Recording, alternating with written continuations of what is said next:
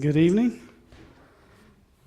I think we're trying something a little bit new, maybe so I don't have to turn around and look at the thing. I think I can drive it from here. Let's see if it works. Nope, didn't work. Oh, it's just a little slower than me. I'm fast, all right. We will have one Slido if you want to get prepped for that. But the plan tonight is to talk a little bit about a couple of points from Lesson 2. I'm not planning to talk about the questions, but if you have a question you want to talk about, now's your chance to put your finger on it, and we'll go through it, and then we're going to dive into Lesson 3, and we'll spend our time mostly in Lesson 3 there. But first, our warm-up question. Tell me the width and depth and the depth of the problem of the sins of the tongue.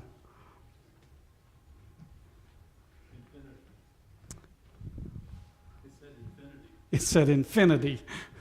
There's no limit. Okay, there's no limit to the problem. So put some words to it, though. How do we find ourselves into this problem? Where do we find ourselves into this problem? Okay, it's untamable without God, so we need to do a much better job of listening to God, right? Listening to His Word, trusting in Him. Good. What else? It starts with something small, but it can create something very big and very catastrophic. We think innocently saying something, next thing we know, we've started a forest fire of epic proportions. Good. What else? And you can't take it back. Can't take it back. Once it's out there, it's out there. Good. Where do we find these problems with sins of the tongue? In the heart. That's where things proceed from. So very good. So we need to work on the heart, right? It's a heart problem. It's not a muscle problem of the jaw, is it? Sometimes we try to excuse ourselves. Well, that's just what I say, or that's just the way I am. But it's really not. It's a heart problem, and we need to go in there and do that shock thing or whatever and do a reset. Good. What else? But we only find this with people in the world, right? Our co-workers and our schoolmates and that kind of thing, right? Wrong what? Wrong. You're a few words tonight. Where else? Where do we find this problem? Everywhere, right? We have a problem. Our brothers and sisters have a problem. We find it when we're listening to the radio. We find it when we're reading a book, probably the newspaper, if you do that sort of thing anymore. Wherever we go, we're going to find these problems, and that's what we're digging into this quarter.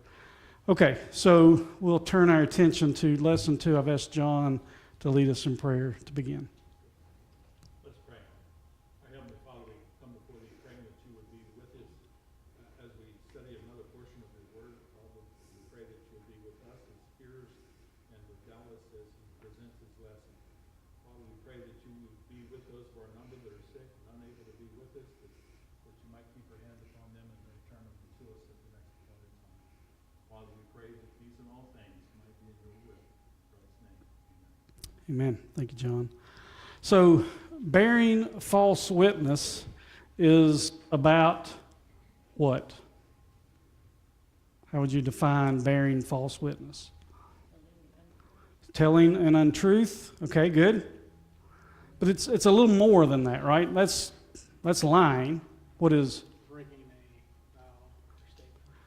Breaking a vow or a statement in kind of what situation?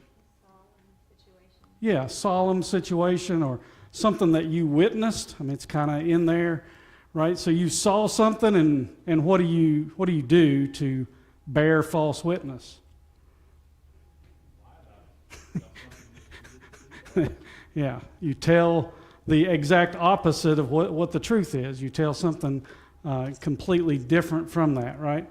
Misrepresenting something on purpose. Yeah, misrepresenting something on purpose or something, or probably trying to make some kind of advantage out of it for you or somebody else, those kind of things, right?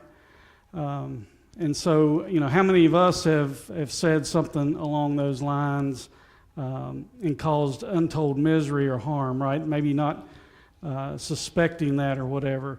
We talked a little bit about, the church is filled with hypocrites. Maybe we hear that from our neighbors and whatnot. And so we need to be the kind of people that are above that are above that reproach for one. But it's not a fair statement, is it? Is the church literally filled with hypocrites? If it is, it's probably not the church, right? So there's that. But we need to go to the extreme level to make sure that they're not seeing us in that light, right? Okay. What about false swearing? What is false swearing? Promising to do something and not following through with it. Okay. Promising, calling upon.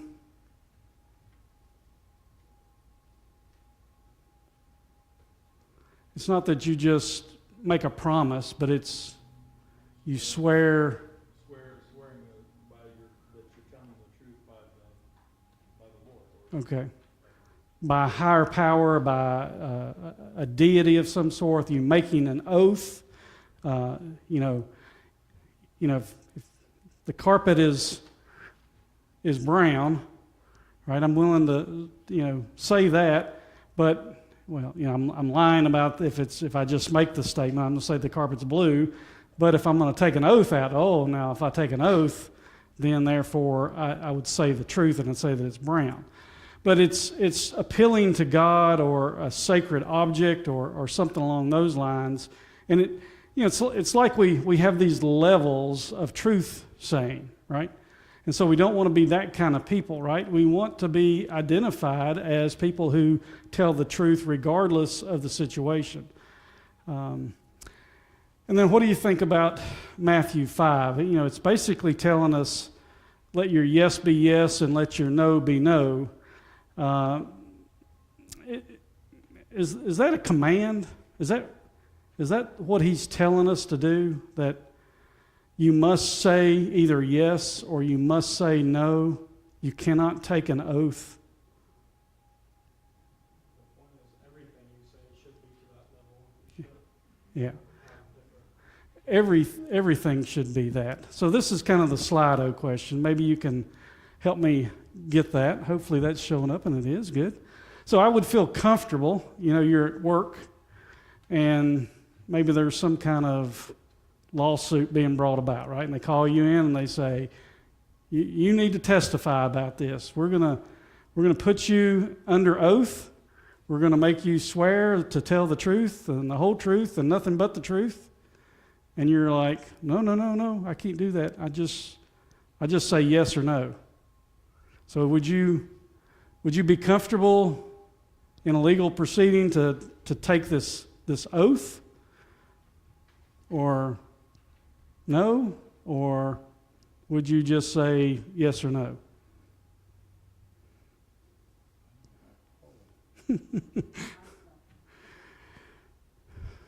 can answer out loud too. We've got at least a few answers coming in that's saying yes, they would feel comfortable taking that oath that we might in legal proceedings. What do you think?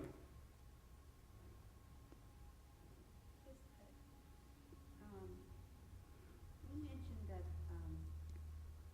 the false witness, no, not false witnessing, false swearing, that wouldn't really include an oath, because when you say an oath, it's just you saying what you're going to do, and you can answer yes. You promise, and yes, I will tell the truth. In other words, an oath doesn't have to involve negativism. No, but when you're making an oath, you're calling on God to be your witness that what you're saying is the truth. I think that's the distinction. So I guess the question is, has anybody gone to court and had that proceeding and And you have to think about, what am I saying here? Am I doing something I shouldn't or not? I've been in that situation, and I've thought about it, and I was like, no, I'm not gonna swear an oath. But after some more study and some more thinking about it, I think it's like what Tommy is saying. It's not to make the distinction between swearing or not swearing. It's about always, in all of your conduct, whatever you're doing, tell the truth, right? Don't cross your fingers and say, well, I have my fingers crossed, so I don't have to say the truth in that case. Oh, well, this thing is only $100, and anything under $100, it really doesn't matter, and so I can say whatever I want to, right? Just make up some kind of weird thing, right? But whatever it is, let your yes be yes and your no be no. Christina? As a Christian, is that not what we're doing when we marry? I mean, it's in God's name that we're marrying, Yeah. putting Him first, at least for the Christian. Yeah. That's Yeah, you're making a vow, right? You're making a vow before God. You're recognizing, at the minimum, you're recognizing Him as part of that triangle in your marriage relationship. Good. Do juries not take someone's testimony when they affirm or deny as seriously as they do someone who actually swears on God? I think certainly now, you're not going to have that kind of trouble, right? A lot of people will just say, I'm not going to swear, I'm just going to say yes or no. Usually, do you swear or affirm? Yeah, And then they probably have, I can't speak in the last few years, but they probably have dropped off.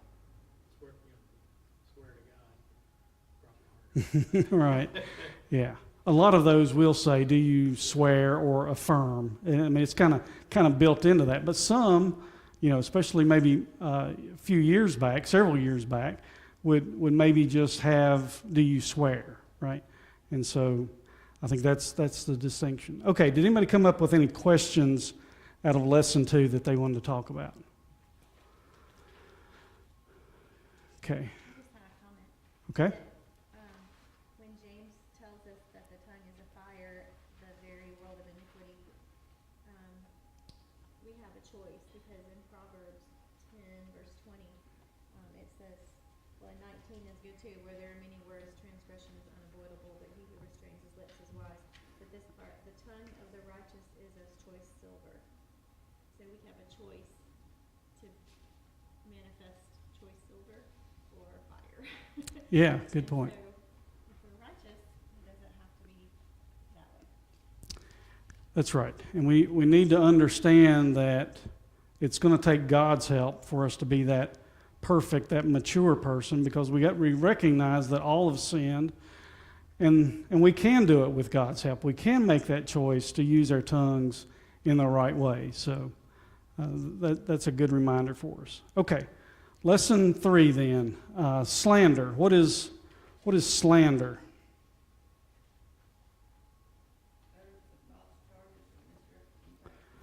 False charges, right? Misrepresentation, something that defames or damages another's reputation. What are we talking about when we say we slander somebody's reputation? Telling untruths, just flat out lying about what the person has done or doing. Yeah. So it can be something that is completely trying to misrepresent that individual, right? So it can be that extreme. It can be trying to take them down a notch in our view. And then what else can it be?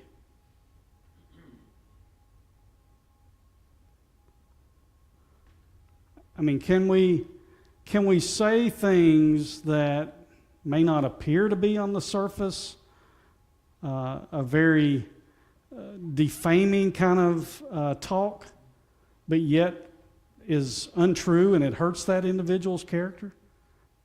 Could be things that have not been proven or shown to be true that you're stating about somebody. That's right.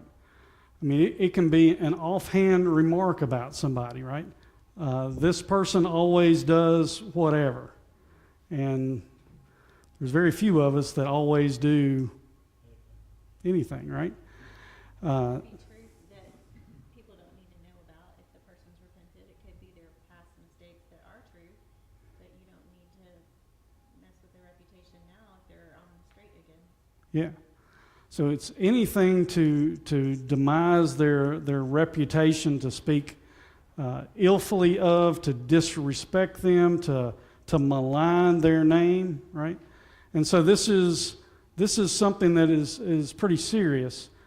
In Psalm 50, verse 20, you slander your own mother's son. Who is the psalmist talking about? Who? Your brother. Now, Laura, you don't do that, do you?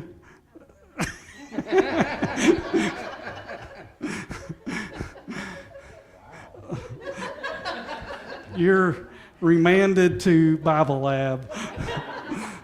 Okay, good thought. So what does the psalmist mean here? That you're slandering your own mother's son, your brother. I took it as myself. I am my mother's son. Okay. I'm not sure that we go that far with it, but I think it is probably talking about your brother. But what does that tell us about slander?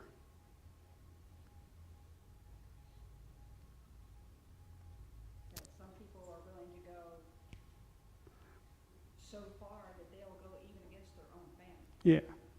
So that close relationship, right? Usually we slander, we talk bad about, we put down our enemies, right? That's easy, right? Our enemy does something against us, and we just lash out and we let them have it. That's easy.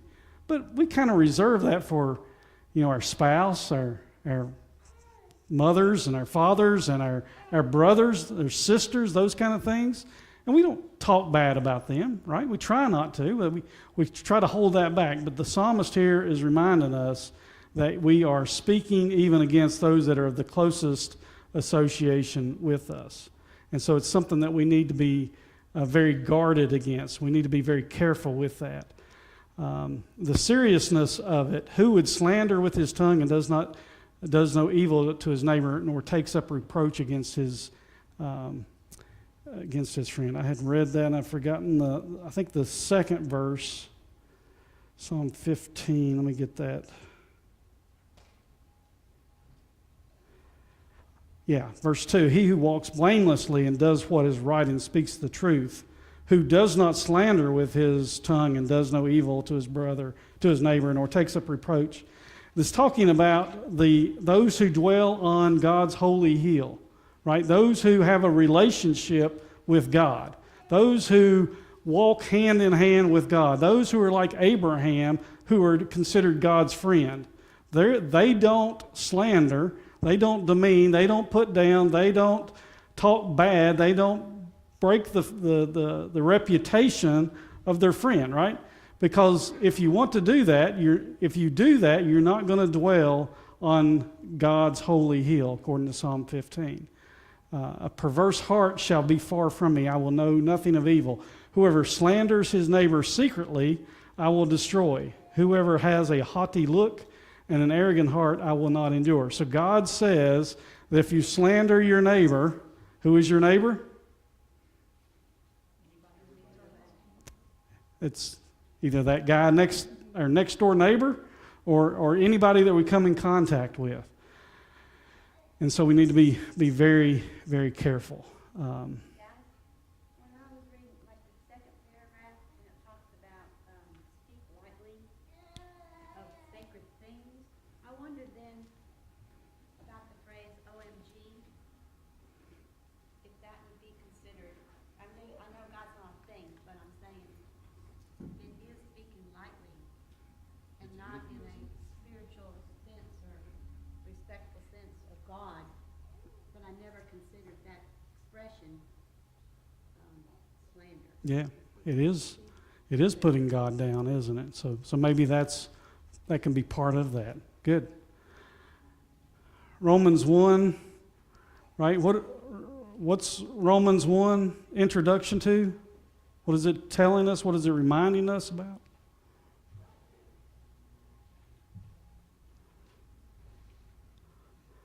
It's about the world, isn't it? The way the world acts and the way that Paul is trying to get the Romans to turn away from. But here, in all of these things, the world, they are all these things, right? Envy, murder, strife, deceit, maliciousness, they're gossip, slanderers, right? Those are not going to inherit the kingdom of God. And so we may think, wait a minute, I'm not covetous, I'm not full of malice, I'm not evil, right? I'm a good person. I'm generally, my neighbor gets a flat tire, I go over there and help him. I'm a pretty good guy. I'm not this kind of, description of the world that Paul uses with the Romans. But here he includes this idea of slanderers as being part of that group of people that are not going to inherit the kingdom of heaven. Thoughts about that? Okay. So the author talks about that sinful speech is degenerative. It goes from bad to worse. You give your mouth free rein for evil, and your tongue frames deceit. You sit and speak against your brother. You slander your own mother's son. And so there's the duplication of that Psalm 50 as well. So we've got this thought together that if you're willing to do it to your enemy, you're willing to do that very thing with those who are close to you, those who we might reserve for a better kind of relationship that we would not treat that way, but we're going to go from bad to worse. And when we use this kind of language, it's going to be a spiral downhill. Something that we need to be very cautious of. Okay, that's kind of my review of this lesson. And did anybody have any other thoughts about it before we kind of jump into the questions? Because I think between either going over the material or going over the questions, it's going to be a repetition. So I thought we'd just look at the questions. So we've kind of already looked at slander being the utterance of false charges or misrepresentations.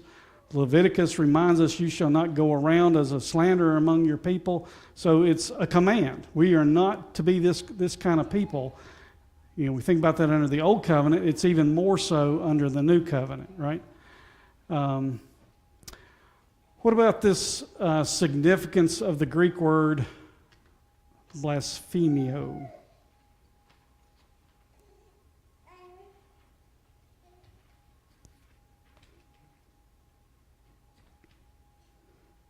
Speak lightly of or profanely of sacred things. Okay. It's still this idea that we've been talking about, right? Anything that demeans or maligns, it's disrespectful, it's defaming. Those things are going to be, that's what's under consideration here. That's something that we need to make sure we understand what these words are that come out of our mouths. Sometimes we talk and we just, we let ourselves go. And we need to understand the significance of these words that we're saying. How does the devil personify this concept of a slanderer? Think about Job and his conversation with God.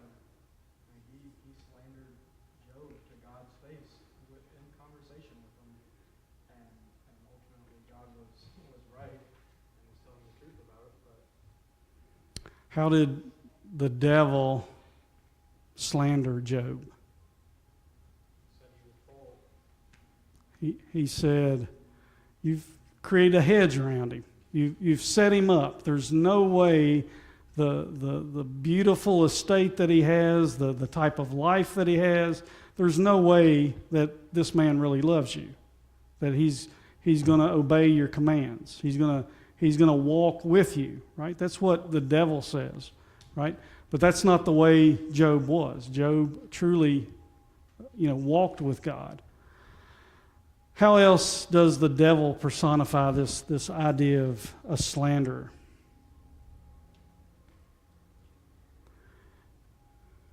You remember what the devil's name means? Accuser.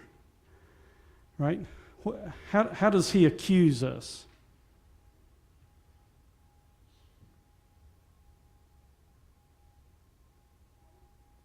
Does he accuse us?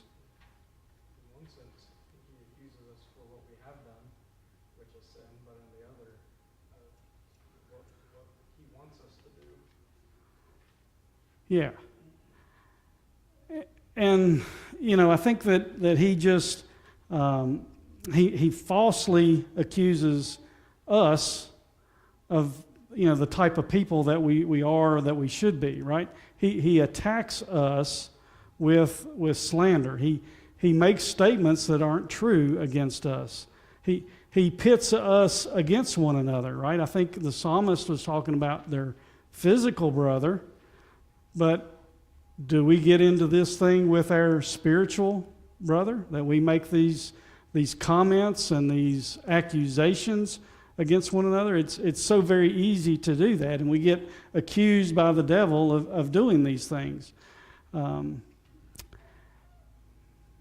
Okay, so the devil is this accuser. He is Diablos, is what that name literally means. And then we've got some scriptures from the Old Testament that remind us of the seriousness of slander. Exodus 20, you shall not bear false witness against your neighbor. I thought I'd looked at that one. False witness. Leviticus 19:16, you shall not go around as a slanderer among your people. Why is this command in Leviticus 19 not to go around as a slanderer among your people? Why would God make this command?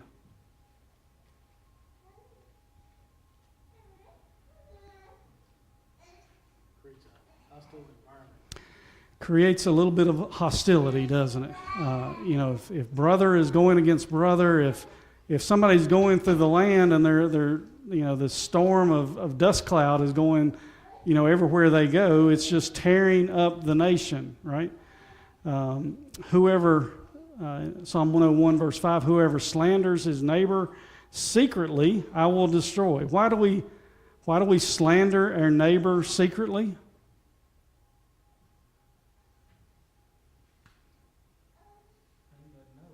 Then they know. Then they know, right? Because we're chickens, right? They would also have a chance to refute Yeah, anything you say. yeah. How difficult is it going to be if I come to you and I start saying all these things about you? They're pretty garbled behind that keyboard. Yeah, that's right. In our modern day, it is very easy to be behind the TV, the computer screen, the keyboard, and just say what we want, lash out however we want, because we know there's no reprisal. And if they do, it's just some more words or whatever, and I can have another rebuttal, and I can just go back and forth with them. But here we're reminded of the seriousness that we're talking about, that God will destroy those who go through and slander, defame, put down their neighbor. Psalm 140, let not the slanderer be established in the land, let evil hunt down the violent man speedily. So we're talking about somebody that this does not need to take place. It certainly doesn't need to take place under the old covenant with God's people. It doesn't need to take place under the new covenant. It doesn't need to be a part of the church as well. What about any New Testament passages? Did you find any New Testament passages?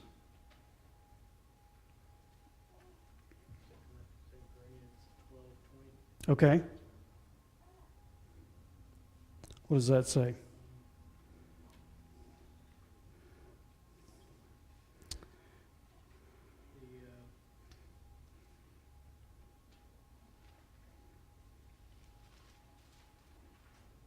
Regarding the Corinthian congregation, that the strife, jealousy, anger, angry tempers and disputes, with slanders, gossip, arrogance, and disturbances would destroy the fellowship. Yeah. He starts that verse off that he might find them not according to the way that he wants, right? He may find them with these kinds of things going on. I mean, what kind of relationship does it build if there's quarreling going on? Right? I'm right about this. You're wrong. You can't do that, right? Beverly and I are having this back and forth. I'm right. She's saying she's right. No. Whatever. We're having this quarrel. And so how do I win people over to my side? Say something negative. Negative, I put her down, right? I tear her down. If I can tear her down, then I get to stand up over here on the pedestal all high and mighty, right? And so that's not the way that we need to be. We need to be building one another up. Where's the problem at? Right? Paul is warning them against all these problems that are going on in the church. There's quarreling, jealousy, anger, all of this hostility going on, right? But where's the real problem at? Is it between me and Beverly? Between you and God, if you're the one for it. Yeah, okay, if we really are doing that. I mean, it's on the outside, though, right? We need to team up against the devil, right? We need to identify those things that the devil is trying to bring into our midst, and we need to have a front against that. Now, certainly there could be problems that I have that Beverly's trying to point out. I need to correct that, no doubt about it. But we need to face that together, trying to put the devil on the outside and put him down, oppress him, not make it about individuals.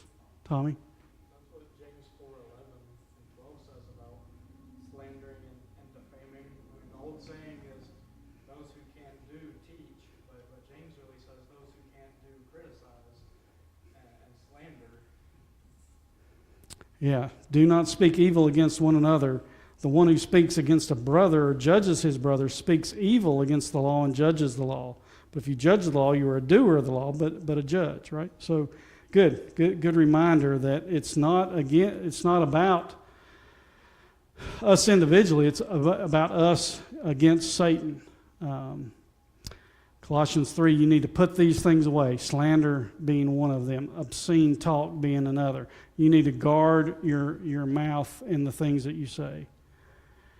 I've actually been listening to a speaker that talks about how we should respond or try to remain calm when we're approached with something. He says, let your first response be a breath. Hmm. Let it sit there and ask them back, did you mean to say that? Or whatever. Yeah. Different situations, but that's the practical, Right. When somebody attacks us, what do we try to do? What's the first thought in our mind usually? we gotta slash them back and take it to another level, right? They poke me and I slash their arm, right? They push on me, I knock them down, kind of thing. That's the mentality of the devil. That's the mentality of the accuser. But we don't need to be like that. We need to consider, what's really going on and make a peaceable approach to it. Good. Tom? Is slander wrong if I'm trying to help somebody? So if I know some secret about someone that they really wouldn't want other people to know, and I go ask 5 different people, hey, this person needs help. You wouldn't imagine what has happened to them or what they've done. And I tell them, is that slander or is that just trying to help somebody? Well, slander by itself would mean something wrong, right? So I don't think in that case, if you're trying to help them, that it would be slander. It would be, something else. I think we can tell the truth. It's not slander if it's true, right? They may be a drunkard. Is telling somebody else that they're a drunkard slander? No. Offended them first. See You what? gotta go to them first. Okay. I mean, it could be public knowledge, right? It could be, but I mean, identify the problem first with the individual Yeah. if we can. Yeah. I mean, that's the correct way to do it. That's what Matthew tells us to do. Right. But it may not be, a significant thing like that. It could be that somebody's struggling with a way to study the Bible, right? It wouldn't be bad, it wouldn't be wrong to go to somebody that's maybe an educator or a teacher and say, hey, my friend over here, they're having trouble learning, studying. Do you have some aids for them? That's not slander. No, that wouldn't be. Yeah. It goes back to the heart, how you're approaching, because a close cousin slander is gossip. And you can kind of get from one to the other, back and forth. So, like you said, how you approach that conversation. Yeah. We're trying to resolve it. And really trying to define what gossip is sometimes is pretty difficult. You're trying to make yourself look better. Yeah. Slander could even be that person you're talking about being a drunkard who's going to tell everybody he's a drunkard. Could be. That would be slander. Say it again. If you're going around carrying tales about the person being a drunkard, that could be slander. Could be. Yeah. I think it would have, but we're defining slander as putting them down, something that is not true. But if it is true, who was it in Andy Griffith, the town drunk? Everybody knew that he was the town drunk, right? So that's not slander, but, putting them down to defame them, to hurt their reputation. If they're hurting their reputation themselves, I don't think that's slander. Now, there may be some wisdom in not repeating some of those things, for sure. Well, I guess that's where I was going. But ideally, anytime we see something going on wrong, we ought to be dealing with the individual Yeah. themselves and not carrying tales. Yeah. Telling everybody else. Good reminder. So we don't need to be, it's not about broadcasting it far and wide, right? Deal with the problem one-on-one, and maybe that's as far as it ever goes, right? And that would be a good thing, to deal with that one-on-one and not have to involve anybody else. Okay, work on question 7 and beyond in lesson 3. Also be ready for lesson 4. And we'll be looking and working on that on Sunday. Appreciate your thoughts and comments. You can move forward if you like. We'll have our worship beginning here in just a minute.